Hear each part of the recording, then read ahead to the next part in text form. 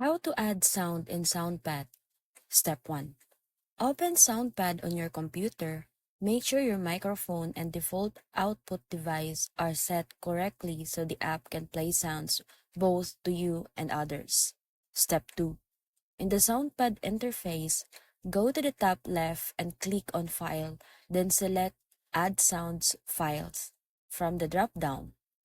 Step 3. A file explorer will pop up.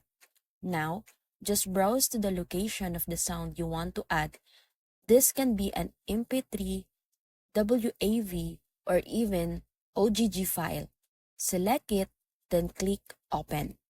Step 4. Your sound will now appear in your Soundpad list. You can rename it by right-clicking and choose Rename if you want a clearer title. Step 5. To organize it, you can create custom category. Just go to File, then Add Category. Name it something like Funny Sounds or Game FX, and then drag your sound into it. Step 6. If you want a hotkey, right-click the sound, choose Properties, and set keyboard shortcuts. Now, you can play it instantly during games, streams, or voice calls. And that's it.